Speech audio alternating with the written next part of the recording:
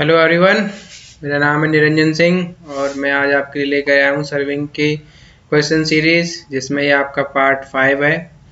Part 1, 2, 3 and 4 have already uploaded on our civil tech by ND YouTube study channel.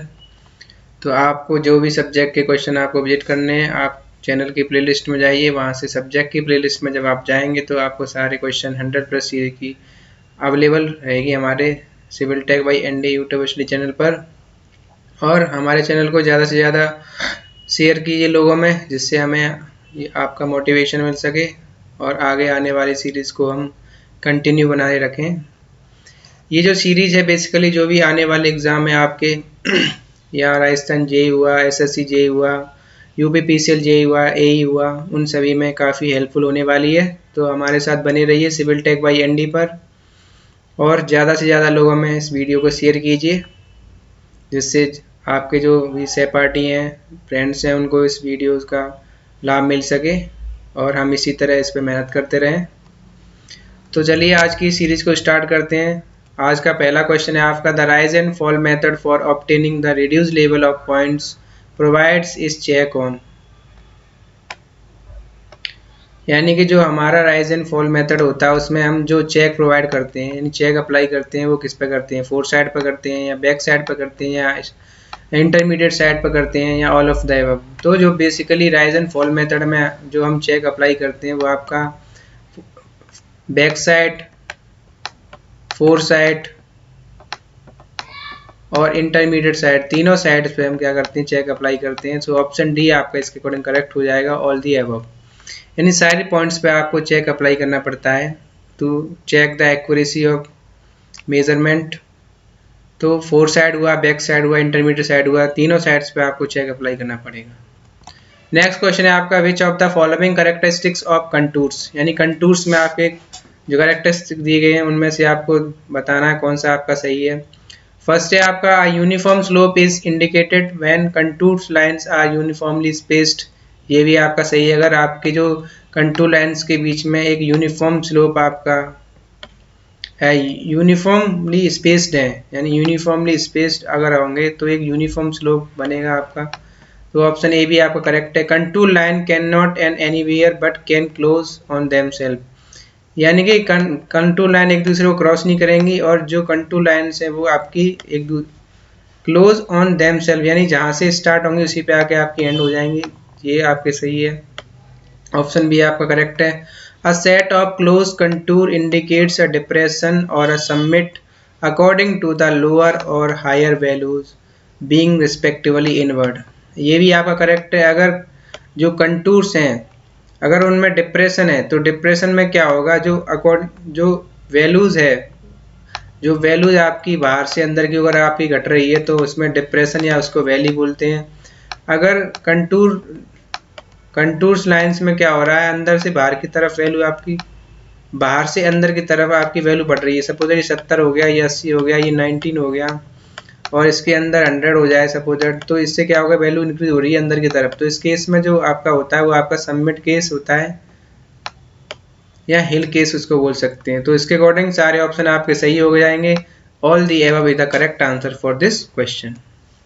Next question है आपका, the combined correction due to curvature and refraction is. यानी combined correction आपका क्या होता है, curvature की वजह से जो करेक्शन आता है आपका CC is equal to 0.07853 D square आपका आता है। यानी कि इसको हम बोल सकते हैं D square upon 2r, basically इसकी वैल्यू होती है D square upon 2r। D यहाँ पे जो डिस्टेंस होती है मेजर करते हैं, आर जो है अर्थ रेडियस होती है, रेडियस ऑफ अर्थ, ये आपका माइनस में होता है कंबाइंड वो करेक्शन, कर्वेचर करेक्शन जो होता है। वहीं अगर आपका रिफ्रैक्शन करेक्शन की बात करें तो रिफ्रैक्शन करेक्शन होता है 1/7 ऑफ कर्वेचर करेक्शन, यानी ये आपका पॉजिटिव वैल्यू आती है। तो जो कंबाइंड करेक्शन हुआ आपका कंबाइंड करेक्शन की हम बात करेंगे तो CC माइनस CR करेंगे तो इसमें जो वैल्यू होगी वो आपकी क्या आएगी, नेगेटिव आएगी एक तो इसमें नेगेटिव वैल्यू आएगी। और डी स्क्वायर अपॉन 2r में से डी स्क्वायर अपॉन 2r ये आपका माइनस का है इसमें से माइनस कर देंगे 1/7 ऑफ सी को। सी आपका d²/2r है, तो जो वैल्यू आपके पास आएगी वो आएगी आपकी माइनस के 6/7 d²/2r। इसको जब सॉल्व करेंगे तो जो सी की कंबाइंड करेक्शन की आपकी वैल्यू आएगी, सी की जो वैल्यू आती है माइनस के 0.0673 d² आता है। d is the distance measure जो होती है, तो इसके अकॉर्डिंग ऑप्शन ए जो है वो आपका करेक्ट हो जाएगा, माइनस के 0.0673 d²। नेक्स्ट क्वेश्चन है आपका, which one of the following method estimate best the area of an irregular and curve boundaries. Irregular और कर्व बाउंड्री की जो हम बेसिकली एरियाज का फॉर्मूला यूज करते हैं वो आपका होता है सिम्पसन मेथड। सिम्पसन मेथड में जो हम एरिया लेते हैं इर्रेगुलर एरियाज के लिए, और इसकी जो आर्क्स होती है वो क्या होती है, पैराबोलिक आर्क्स होती है, यानी कि कर्व बाउंड्रीज हम यूज करते हैं बेसिकली। तो option C is the correct answer of this question, Simpson method. Which one of the following is measured by the area between the balancing line and Moss Hall diagram? Moss Hall diagram क्या करता है कि कहीं अगर हम cutting करके मिट्टी को किसी दूसरी जगह हम फिलिंग कर रहे हैं, तो इसमें क्या करेगा, कोई भी यहाँ से डिस्टेंस जो कवर होती है उसको हॉल डिस्टेंस बोलते हैं या हॉल बोलते हैं। और ये जो डायग्राम जो बनता है हमारे पास जो है, यानी कि एम और डी के बीच में बनता है, यानी मास जो जितना भी हम एक्सिक्यूट कर रहे हैं और जितनी डिस्टेंस के हमें इसको ले जाना पड़ रहा है उन दोनों के बीच में क्या करते हैं, हम एक डायग्राम ड्रॉ करते हैं, इसको मास हॉल डायग्राम बोलते हैं। तो ये बेसिकली होता क्या है, hall between the balancing point, यानी कहीं कटिंग आपको करनी पड़ रही, कटिंग करके कहीं फिलिंग आप कर रहे हो, तो ये बिटवीन बैलेंसिंग पॉइंट हो गया। तो ऑप्शन बी आप इसके अकॉर्डिंग करेक्ट हो जाएगा। नेक्स्ट क्वेश्चन है आपका, which one of the following method of computing area assume that the short length of boundary between the ordinates are parabolic. मैंने अभी आपको बताया कि जो आपका सिम्पसन मेथड बोले या सिम्पसन रूल बोले, उसमें जो बाउंड्री होती है, जो ऑर्डिनेट्स हम कंसीडर करके चलते हैं वो आपका पैराबोलिक और इरेगुलर शेप के लिए हम क्या यूज करते हैं, सिम्पसन मेथड यूज करते हैं। सो ऑप्शन बी जो है वो आपका करेक्ट हो जाएगा, सिम्पसन रूल। नेक्स्ट क्वेश्चन है आपका, what is the use of clinometer. Clinometer हम किस लिए यूज करते हैं, क्लिनोमीटर बेसिकली जो हम एंगल यानी वर्टिकल अगर एंगल हमें मेजर करना है तो उस केस में हम क्या करते हैं, क्लिनोमीटर यूज करते हैं। क्लिनोमीटर एक एंगल मेजरिंग डिवाइस है, सो एंगल मेजरिंग इंस्ट्रूमेंट है, सो ऑप्शन बी आपका करेक्ट हो जाएगा, क्लिनोमीटर। प्लान एनलार्जिंग इंस्ट्रूमेंट क्या होता है, इसको हम पेंटाग्राफ बोलते हैं। पेंटाग्राफ से हम क्या करते हैं, प्लान जो होता है हमारा उसको एनलार्ज किया जाता है पेंटाग्राफ से। ग्रेडियंट फाइंडिंग इंस्ट्रूमेंट कौन सा होता है, ये आपका घाट ट्रेसर होता है। घाट ट्रेसर से हम क्या करते हैं, ग्रेडियंट फाइंड करते हैं। सो ऑप्शन बी जो है वो उसके अकॉर्डिंग करेक्ट हो जाएगा, angle measuring instrument. Next question है आपका, which instrument is use for measuring the depth of ocean. यानी ओशियन की डेप्थ को मेजर करने की कौन सा इंस्ट्रूमेंट हम यूज करते हैं, ये बेसिकली ओशियन के लिए जो हमारा यूज किया जाता है वो आपका फेथोमीटर होता है। फेथोमीटर से हम जो ओशियन की डेप्थ होती है उनको मेजर करते हैं। सो इसके अकॉर्डिंग ऑप्शन बी जो है वो आपका करेक्ट हो जाएगा, फेथोमीटर। साउंडिंग्स क्या होता है, अगर हम किसी नाव में बैठे हैं, बोट में बैठकर आप किसी सर्वे कर रहे हो, तो बोट से जो एंगल हमारा मेजर किया जाता है, बोट से हम अगर कोई एंगल मेजर कर रहे हैं, उस केस में जो हम इंस्ट्रूमेंट यूज करते हैं वो आपका साउंडिंग्स होता है। सेक्सटेंट क्या होता है कि अगर हमें कोई वाटर एरिया हमें दिया रखा है, उसकी अगर हमें डेप्थ निकालनी है, उस डेप्थ को निकालने के लिए ओशियन को छोड़कर कोई वाटर बॉडी अगर आपको दे रखी है, उस केस में अगर हमें उसकी डेप्थ हमें निकालनी है तो हम सेक्सटेंट यूज करते हैं। So option B is the correct answer of this question. Next question है आपका, on which of the following are the third generation electro optical instrument is based. Electro optical instrument basically जो होता है हमारा वो infrared पर based होता है। सो ऑप्शन बी इसके अकॉर्डिंग करेक्ट हो जाएगा, इंफ्रारेड। नेक्स्ट क्वेश्चन है आपका, which one of the following vernier is employed in Abney level. Abney layer में जो हम यूज करते हैं वो आपका एक्सटेंडेड वर्नियर होता है। एक्सटेंडेड वर्नियर के केस में होता क्या है, जो एन जो होता है vernier N equal to 2n-1 के इक्वल होता है, तो इस केस को क्या बोलते हैं, हम एक्सटेंडेड वर्नियर बोलते हैं। सो ऑप्शन बी जो सी जो है इसके अकॉर्डिंग करेक्ट हो जाएगा। एबने लेवल बेसिकली एक एंगल मेजरमेंट डिवाइस होती है, और इसमें जो हमारा वर्नियर यूज किया जाता है वो आपका एक्सटेंडेड वर्नियर होता है। सो ऑप्शन सी जो आपका करेक्ट हो जाएगा।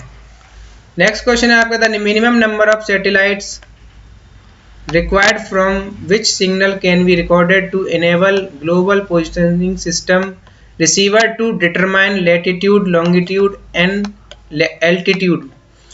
यानी कि जीपीएस सिस्टम को अगर हम इनेबल करना है तो उसके लिए हमें कितनी सैटेलाइट्स की आवश्यकता होती है। जीपीएस सिस्टम से क्या करते हैं, इजेक्ट कोई भी ऑब्जेक्ट होता है उसकी इजेक्ट लोकेशन हम पता करते हैं। तो इस केस में जो हमारे सैटेलाइट हम यूज़ करते हैं वो नंबर ऑफ 4 सैटेलाइट हमारे यूज़ किए जाते हैं, जिससे हमें उस कोई भी ऑब्जेक्ट का लैटिट्यूड, लॉन्गिट्यूड और एल्टीट्यूड तीनों चीज़ें हमें पता चल जाती हैं। तो एक एग्जैक्ट लोकेशन हमें पता चल जाती है इससे।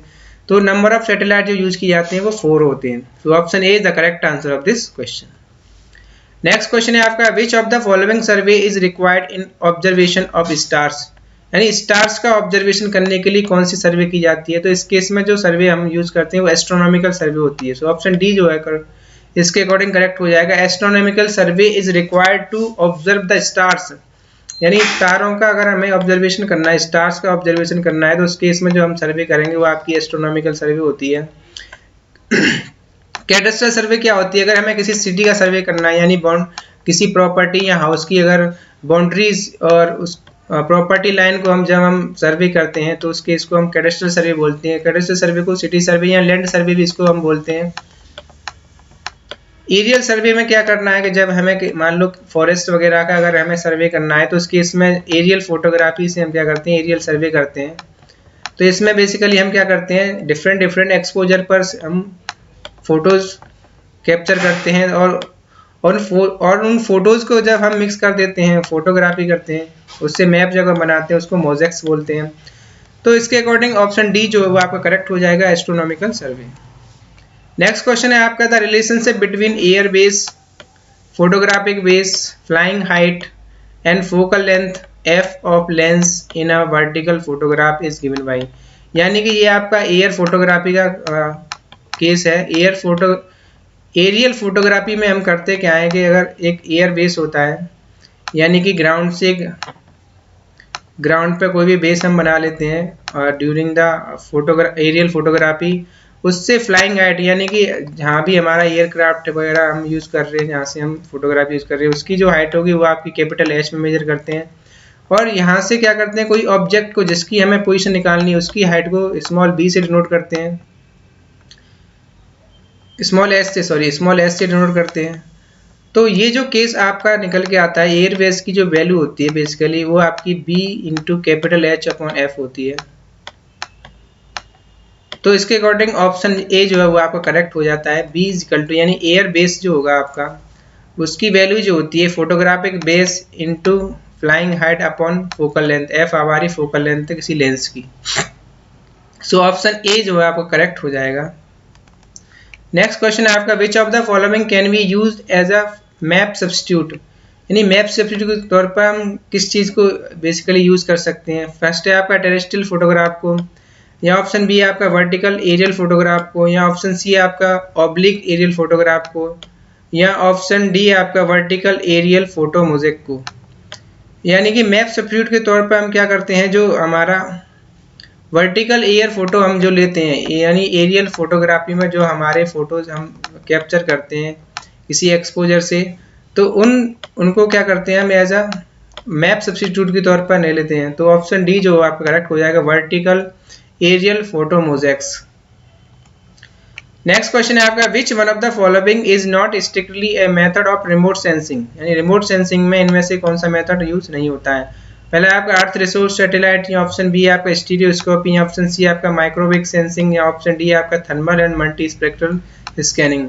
तो जो रिमोट सेंसिंग होता है उसमें स्टीरियोस्कोपी यूज करते हैं, माइक्रोवेव सेंसिंग भी यूज की जाती है, थर्मल एंड मल्टी स्कैनिंग भी यूज की जाती है, लेकिन अर्थ रिसोर्स सैटेलाइट हम यूज नहीं करते हैं। अर्थ रिसोर्स सैटेलाइट में क्या करते हैं, ये जो हमारा एक जीपीएस सिस्टम होता है उसकी तरह वर्क करता है। सो ऑप्शन ए जो होगा आप करेक्ट हो जाएगा, earth resource satellite strictly not use in remote sensing. Next question है आपका which conditions requires geodetic survey. Geodetic survey में कौन सी कंडीशन रिक्वायर होती है।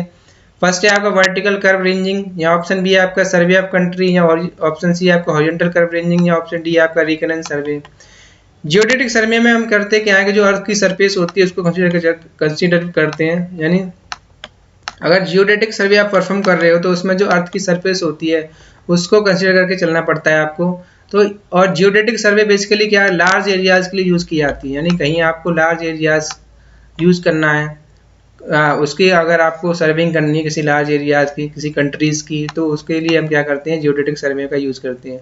तो इसके अकॉर्डिंग ऑप्शन बी जो आपका वो करेक्ट हो जाएगा, सर्वे ऑफ कंट्री। अगर किसी कंट्री की आपको सर्वे करनी है तो उस केस में जो मेथड आप यूज करोगे वो जियोडेटिक सर्विंग मेथड होता है। सो ऑप्शन बी जो है आपका वो करेक्ट हो जाएगा।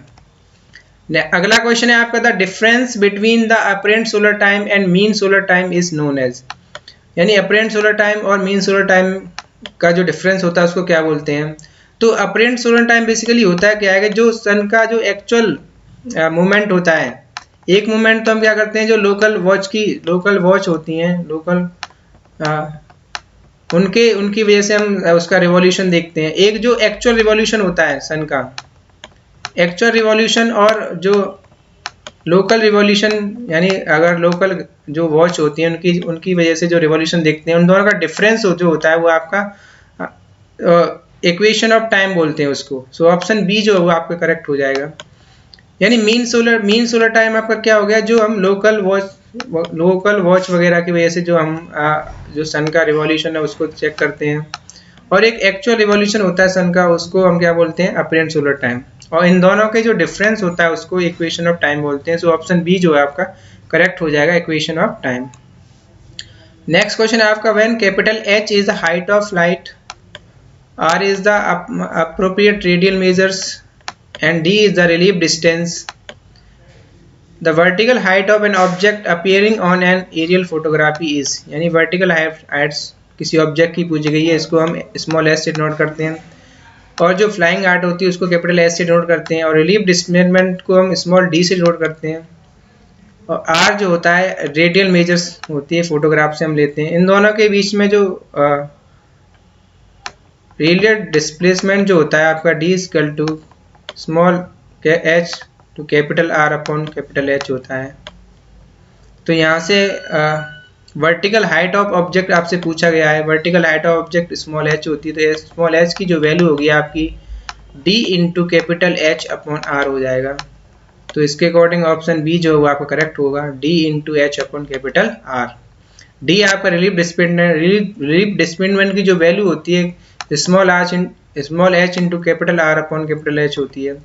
तो यहाँ से स्मॉल एच की वैल्यू निकाल लेंगे क्योंकि वर्टिकल हाइट ऑफ ऑब्जेक्ट आपसे पूछा गया है। सो ऑप्शन बी जो है इसके अकॉर्डिंग करेक्ट हो जाएगा। नेक्स्ट क्वेश्चन है आपका, the number of links in 30 meter chain is, यानी नंबर ऑफ लिंक्स कितनी होती हैं, 30 मीटर चेन आप यूज कर रहे हो। मीट्रिक 30 मीटर आपका क्या होता है, मीट्रिक सिस्टम में हम चेन जो होती है आपकी 5 मीटर की, 10 मीटर की, 20 मीटर की और 30 मीटर की चेन हम यूज करते हैं इन मीट्रिक सिस्टम। अगर गंटर्स चेन की बात करेंगे हम, गंटर्स चेन की जो लेंथ होती है वो 66 मीटर होती है, और जो लिंक्स होते हैं उसमें वो 100 लिंक्स होते हैं। अगर सर्वियर्स चेन की बात करेंगे हम, तो सर्वियर्स चेन की आपकी 100 फीट्स होती है, 100 फीट लेंथ होती है चेन की, और 100 ये आपके क्या होते हैं, लिंक्स होते हैं। वहीं अगर आप रेवेन्यू चेन की बात करेंगे, रेवेन्यू चेन आपसे पूछे, रेवेन्यू चेन की अगर आपसे बात करें तो रेवेन्यू चेन की जो लेंथ होती है वो आपकी 33 फीट होती है, 33 फीट होती है, और जो लिंक्स जो होते हैं उसमें वो आपके 16 लिंक्स होते हैं। तो ये आपकी रेवेन्यू चेन होती है। तो जो 20 मीटर चेन अगर आप यूज कर रहे हो, 20 मीटर चेन में जो लिंक्स होते हैं वो 100 होते हैं, और 30 मीटर चेन में जो लिंक्स होते हैं वो आपके 150 होते हैं। तो इसके अकॉर्डिंग 30 मीटर में आपसे पूछा गया है, तो इसके अकॉर्डिंग ऑप्शन बी जो आपका करेक्ट हो जाएगा, 150 लिंक्स। नेक्स्ट क्वेश्चन है आपका, the longitudinal overlap in aerial photography is, यानी कि जब आप एरियल फोटोग्राफी करते हो तो उसमें जो ओवरलैप होता है, एक तो लॉन्गिट्यूडनल ओवरलैप होता है, यानी एक एक्सपोजर आपने यहाँ लिया तो इसको आपको यहाँ पे इसको ओवरलैप करा के अगला एक्सपोजर लेना पड़ेगा, जिससे जो कोई एरिया आपका छूटेगा नहीं।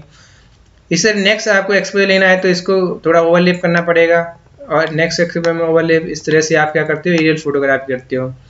तो इस केस में इसमें ओवरलैप हम करते क्यों है, क्योंकि कोई भी एरिया जो है छूटे ना पाए, यानी कि किसी भी एरियाज का आप सर्वे कर रहे हो तो अगर आपने इसको ओवरलैप नहीं करा रहे, फोटोज का अगर ओवरलैप नहीं हो रहा है तो आपका जो एरिया है वो आपका छूट जाएगा, कोई भी उस तो सर्वे के लिए होता है। तो इस केस में जो लॉन्गिट्यूडनल ओवरलैप होता है और इसकी साइड ओवरलैपिंग भी होती है, यानी इस तरह से साइड ओवरलैपिंग भी आपको करनी पड़ेगी अगर आपको एग्जैक्ट सर्विंग करनी है एरियल फोटोग्राफी में। तो जो लॉन्गिट्यूडनल ओवरलैप यानी जिस डायरेक्शन में आप फोटो ले रहे हो उसी में आपको ओवरलैप करा रहे हो, और साइड ओवरलैप क्या है कि इसकी ट्रांसफर डायरेक्शन में आपको ओवरलैप कराना पड़ रही है। तो जो लॉन्गिट्यूडनल ओवरलैपिंग होती है वो 60% होती है, और ट्रांसवर्स ओवरलैपिंग जो होती है वो आपकी 30% होती है। तो इसमें आपसे लॉन्गिट्यूडनल ओवरलैप पूछा गया है, तो ऑप्शन बी जो आप करेक्ट हो जाएगा 60%, और 30% क्या होती है आपकी साइड ओवरलैपिंग या ट्रांसवर्स ओवरलैपिंग जिसे बोलते हैं, side overlapping. So option B is the correct answer of this question. Thank you viewers. To give your support, please subscribe Civil Tech by ND, और ज़्यादा से ज़्यादा लोगों में से शेयर कीजिए, लाइक कीजिए वीडियोस को। Thank you. जय हिंद, जय भारत।